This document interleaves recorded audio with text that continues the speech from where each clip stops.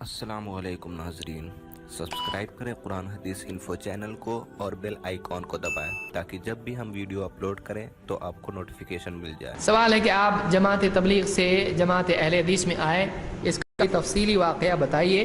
تاکہ ہم عوام کی رہنمائی ہو جائے اور اسی کے ساتھ اپنی بات کا اختتام کر دیں۔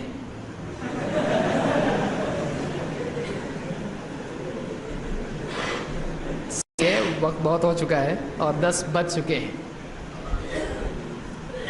تو دیکھیے ابھی اس میں تفصیل میں جانے کی کسی کی آپ بھی تھی، کوئی کسی کے لیے رہنمائی نہیں ہوتی ہے۔ ہاں یہ کہ کسی کے لیے حوصلہ افزائی ہو سکتی ہے۔ ہم لوگ تبلیغی جماعت میں تھے اور کام کرتے تھے، جماعت چلا 4 مہینہ 3 دن جو بھی ہم لوگ جاتے تھے،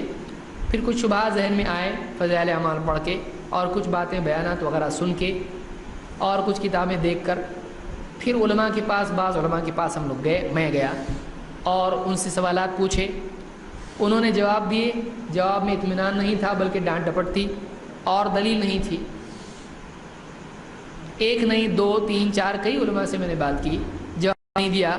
اور اطمینان بخش جواب نہیں ملا، دلیل کی روشنی میں نہیں تھا، بس بڑے بولتے ہیں تو صحیح ہے، ایسا کیسا غلط ہو سکتا ہے، اتنے سب پاگل ہیں، اس طرح کی باتیں تھیں اس میں قرآن میں ایسا ہے، حدیث میں ایسا نہیں تھا۔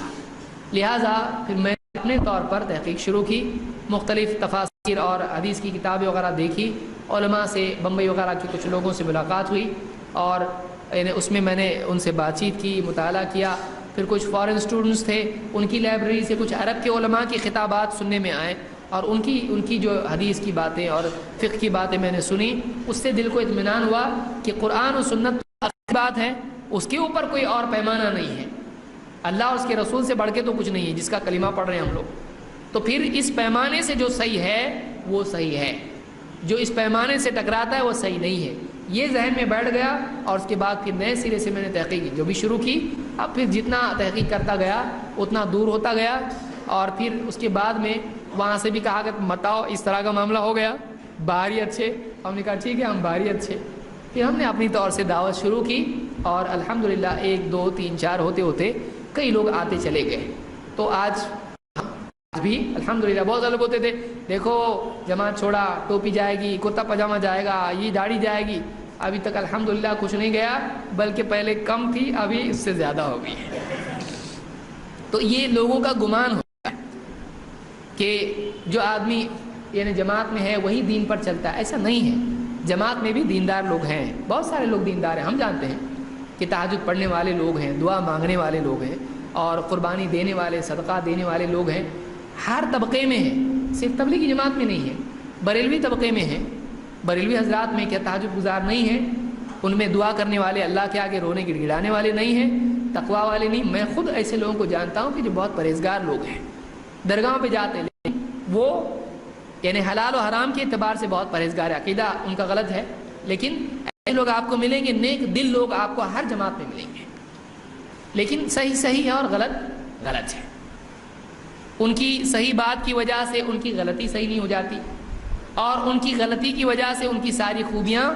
غلط نہیں ہو جاتی ہیں، تو لیکن مجموعی حکم یہی لگے گا کہ صحیح نہیں ہے، اسی لیے ہم نہیں ہیں وہاں پہ، مجموعی طور پر یہی حکم لگے گا، تو کیونکہ ایک آدمی جب جاتا ہے اور کسی ایک جماعت میں حصہ ہو جاتا ہے پھر وہ باہر والوں کی بات سنتا ہے نہیں، یہ اہل حدیث ہیں کہ جو کہتے ہیں بولو تمہارا کیا ہے ذرا ہم کو بھی سننے دو، آدمی سنتا ہے اور ہم بھی بولتے ہیں بھائی جاؤ سب کی سنو، جس کی صحیح لگے اس کی مانو، بشرطے کی کتاب و سنت کی روشنی میں ہو اور وہ بات حق ہو، جس کو جو چیز سمجھ میں آئی وہ مانے، تو ہمارا یہ طریقہ، لوگ جماعت میں جاتے تھے، پھر بات کی علماء سے جواب نہیں ملا اور اس کے بعد میں پھر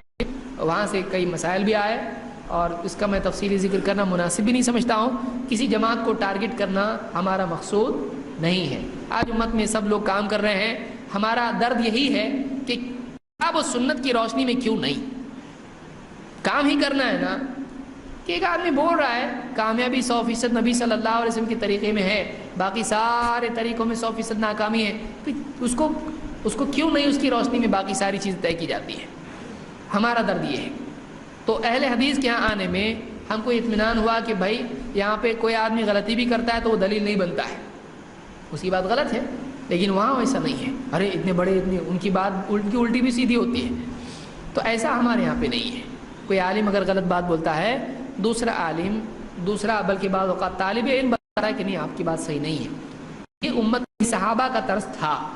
یہ قیامت تک کے لیے ضروری ہے۔ تو آج میں سمجھتا ہوں تبلیغی، دیوبندی، بریلوی جتنے بھی ہمارے بھائی ہیں ان میں بہت سارے اچھے لوگ ہیں، اور اہل حدیث میں بھی اچھے ہیں، برے بھی ہیں، ان میں بھی اچھے ہیں، برے بھی ہیں، لیکن منہج جو ہے وہ اہل حدیث کا صحیح ہے۔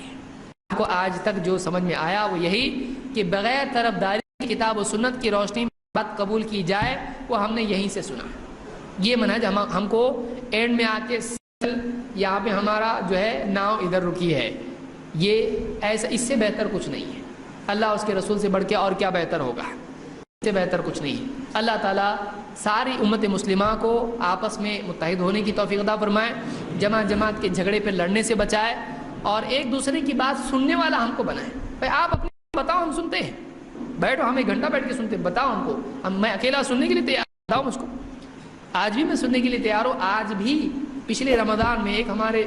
پرانے ساتھی تھے، وہ ان کا دل آیا مجھ کو سمجھانے کے لیے،